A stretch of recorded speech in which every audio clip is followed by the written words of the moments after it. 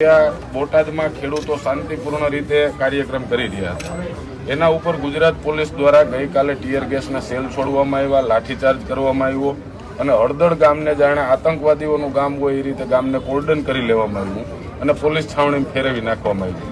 આ ગુજરાતના ઇતિહાસમાં કલંકિત દિવસ ગઈકાલનો છે. ગઈકાલે 20 જેટલા ખેડૂતોને પોલીસે ધરપકડ કરી છે. ત્યાં અમારા કાર્યકરો એમને મળવા ગયા તો એમને મળવા પણ નથી દીધા. ગઈકાલે સાંજથી લઈ અને અત્યાર સુધી 12 કલાકનો સમય વયો ગયો, છતાં પણ એને પીવાનું પાણી નથી. ભારતીય ન્યાય સંહિતા મુજબ ધરપકડ થાય ત્યારે પોલીસે એને જમવાની વ્યવસ્થા, ચા પાણીની વ્યવસ્થા કરવી એ કાયદામાં જોગવાઈ છે.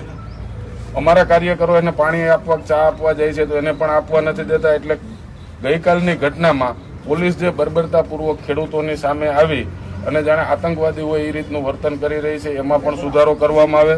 આજે આમ આદમી પાર્ટી દ્વારા સમગ્ર ગુજરાતમાં કાળા દિવસ તરીકે અમે ઉજવણી કરી રહ્યા છીએ. અમે કાળી પટ્ટી બાંધીને આપને રજૂઆત કરીએ છીએ. આપના માધ્યમથી અમે મુખ્યમંત્રીશ્રીને પણ કહેવા માંગીએ છીએ કે ખેડૂતો છે એ જગતના તાત છે, એ જ બધાનું પેટ ભરે છે અને એ ખેડૂતો ગઈકાલ સાંજના ભૂખા છે. એટલે એમના માટે ત્યાં તાત્કાલિક જમવાની અને વ્યવસ્થા કરવામાં આવે.